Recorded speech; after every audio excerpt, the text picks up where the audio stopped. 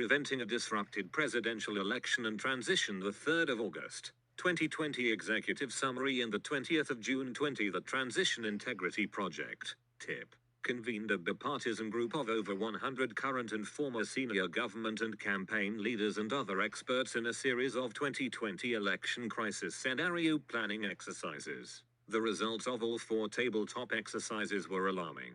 We assess with a high degree of likelihood that November's elections will be marked by a chaotic legal and political landscape. We also assess that the President Trump is likely to contest the result by both legal and extra-legal means, in an attempt to hold on to power. Recent events, including the President's own unwillingness to commit to abiding by the results of the election, the Attorney General's embrace of the President's groundless electoral fraud claims, and the unprecedented deployment of federal agents to put down left-wing protests, underscore the extreme lengths to which President Trump may be willing to go in order to stay in office. In this report, TIP explains the basis for our assessment. Our findings are bolstered by the historical experience of Bush v. Gore, 2000, and other U.S. electoral dysfunctions. The closest analogy may be the election of 1876. A time of extreme partisanship and rampant disenfranchisement, where multiple states proffered competing slates of electors, and the election was only resolved through a grand political bargain days before inauguration,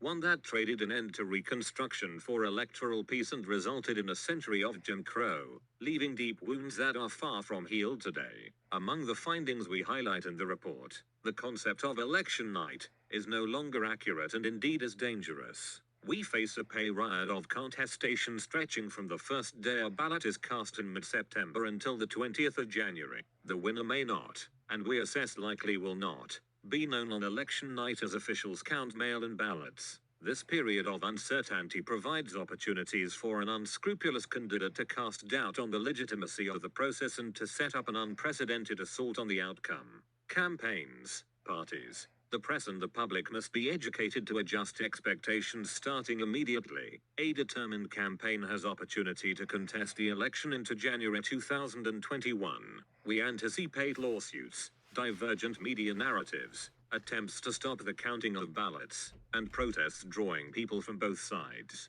President Trump, the incumbent, will very likely use the executive branch to aid his campaign strategy, including through the Department of Justice. We assess that there is a chance the president will attempt to convince legislatures and/or governors to take actions, including illegal actions, to defy the popular vote. Federal laws provide little guidance for how Congress should resolve irregularities when they convene in a joint session on the 6th of January, 2021. Of particular concern is how the military would respond in the context of uncertain election results. Here recent evidence offers some reassurance, but it is inconclusive. The administrative transition process itself may be highly disrupted. Participants in our exercises of all backgrounds and ideologies believe that Trump would prioritize personal gain and self-protection over ensuring an orderly administrative handoff to his successor. Trump may use pardons to thwart future criminal prosecution, arrange business deals with foreign governments that benefit him financially, attempt to bribe and silence associates, declassify sensitive documents, and attempt to divert federal funds to his own businesses. These risks can be mitigated. The worst outcomes of the exercises are far from a certainty. The purpose of this report is not to frighten, but to spur all stakeholders to action. Our legal rules and political norms don't work unless people are prepared to defend them and to speak out when others violate them. It is incumbent upon elected officials, civil society leaders, and the press to challenge authoritarian actions in the courts, in the media, and in the streets through peaceful protest. Specific recommendations include: plan for a contested election. If there is a crisis, events will unfold quickly, and sleep-deprived leaders will be asked to make consequential decisions quickly. Thinking through options now will help to ensure better decisions. Approach this as a political battle, not just a legal battle. In the event of electoral contestation, sustained political mobilization will likely be crucial for ensuring transition integrity. Dedicated staff and resources need to be in place at least through the end of January. Focus on readiness in the states, providing political support for a complete and accurate count. Governors, secretaries of state, Attorneys general and legislatures can communicate and reinforce laws and norms and be ready to confront irregularities. Election officials will need political and public support to see the process through to completion. Address the two biggest threats head-on: lies about voter fraud and escalating violence. Voting fraud is virtually non-existent, but Trump lies about it to create a narrative designed to politically mobilize his base and to create the basis for contesting the results should he lose. The potential for violent conflict is high, particularly since Trump encourages his supporters to take up arms. Anticipate a rocky administrative transition. Transition teams will likely need to do two things simultaneously: defend against Trump's reckless actions on his way out of office, and find gray-type solutions to ensure landing teams are able to access the information and resources they need to begin to prepare for governing.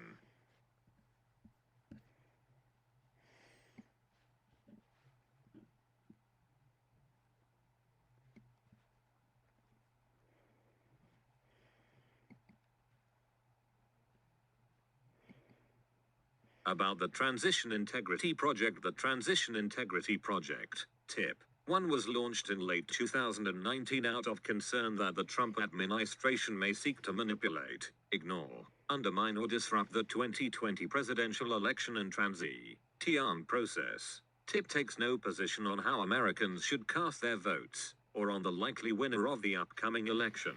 Either major party candidate could prevail at the polls in November without resorting to dirty tricks. However, the administration of President Donald Trump has steadily undermined core norms of democracy and the rule of law and embraced numerous corrupt and authoritarian practices. This presents a profound challenge for those from either party who are committed to ensuring free and fair elections, peaceful transitions of power, and stable administrative continuity in the United States. The American people have the right to choose their next president without intimidation or interference in the normal electoral process. Believers in democracy and the rule of law should therefore be prepared to take action to ensure that the results of the 2020 presidential election reflect the will of the American people. Like many authoritarian leaders, President Trump has begun to lay the groundwork for potentially ignoring or disrupting the voting process by claiming, for instance, that any mail-in ballots will be fraudulent and that his opponents will seek to have non-citizens vote through fraud. Similarly, he has frequently expressed the view that he is entitled to additional time in office and that his opponents are seeking to steal the election. If President Trump's future actions violate long-standing legal and ethical norms relating to presidential elections, there is also a risk that they will push other actors, including, potentially, some in the Democratic Party, to similarly engage in practices that depart from traditional rule of law norms, out of perceived self-defense. The goal of TIP is to highlight these various electoral and transition-related risks and make recommendations to all actors, individual and institutional, who share a commitment to democracy and the rule of law. Recommendations are reflect input from both Republicans and Democrats committed to these values. However, because the primary threat to the integrity of the election and transition appears to come from the Trump administration, most of the recommendations in this memo focus on how actors committed to the rule of law can restrain or counter anti-democratic actions the Trump administration and its supporters may take in connection with the 2020 election. That TIP's concerns are widely shared is reflected in the media attention which this project has already begun to garner for a list of articles as of late the 20th of July 20. See Appendix A.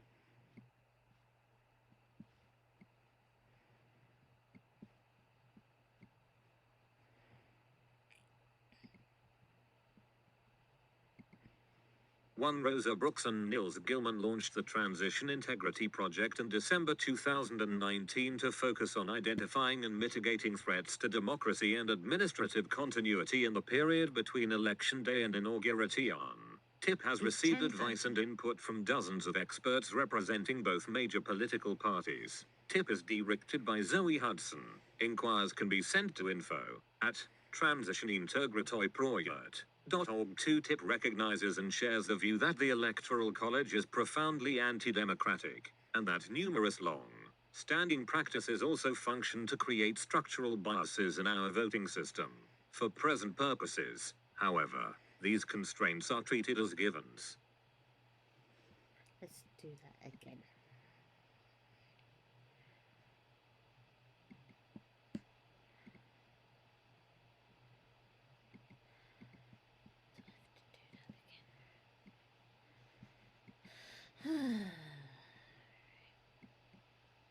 2001, Rosa Brooks and Nils Gilman launched the Transition Integrity Project in December 2019 to focus on identifying and mitigating threats to democracy and administrative continuity in the period between Election Day and inauguration.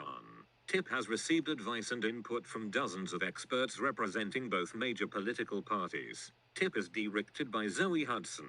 Inquiries can be sent to info@transitionintegritoiproject.org.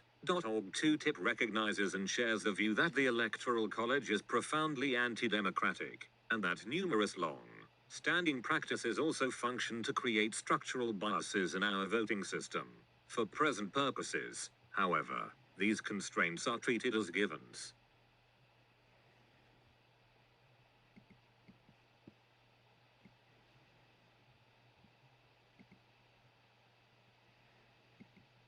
About the scenario exercises and the 20th of June 20, TIP organized 4 scenario exercises to identify risks to the rule of law or to the integrity of the democratic process in the period between Election Day November 3, 2020, and Inauguration Day, the 20th of January, 2021, with an eye toward mitigation and or prevention of worst-case outcomes. At this point, it seems possible that either candidate may achieve a decisive electoral victory, but the goal of TIP's scenario exercises was to gain a better understanding of the tests our democratic institutions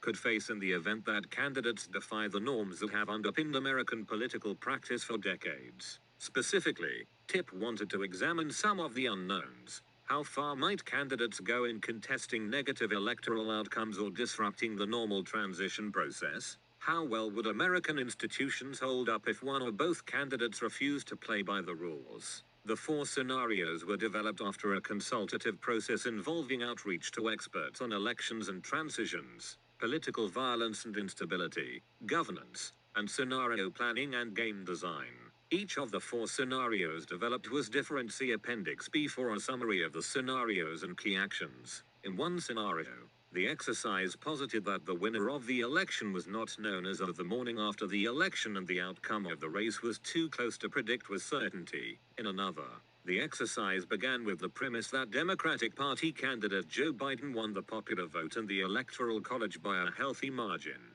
And in a third, the exercise assumed that President Trump won the Electoral College vote but again lost the popular vote by a healthy margin. The 4th exercise began with the premise that Biden won both the popular vote and the Electoral College by a narrow margin. 67 people participated as active players in one or more of the scenario exercises, while dozens more participated in the exercises as observers and offered feedback during debriefing sessions. Participants included members of both major political parties, former high-ranking government officials, including, for example, 2 former governors, senior political campaigners, nationally prominent journalists and communications professionals, social movement leaders, and experts on politics, national security, democratic reform, election law, and media. Each simulation exercise involved 7 teams, each composed of 2-3 people. The teams were constructed to allow players considerable flexibility to adopt different identities at different points in the game.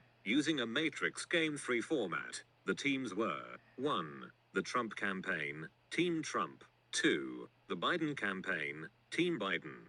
3. Republican elected officials. 4. Democratic elected officials. 5. Career federal government employees, civilian and military, and political appointees. 6. Media, right-wing, left-wing and mainstream. And 7. The public. This team consisted of polling experts. Teams were made up of participants with real-life experience in the types of roles they were asked to play. Under the rules of the Matrix game, teams presented with the initial scenario could take any action they wanted. The chances of success of each team action were determined based on robust argumentation among all teams and the adjudication of a white cell, as well as a randomizing factor based on dice rolls. It is important to note that the exercises were not designed to model or simulate legal strategy, but rather to better understand the potential political mobilization and media dynamics surrounding potential electoral contestation, and how candidates might exercise political power to achieve a win.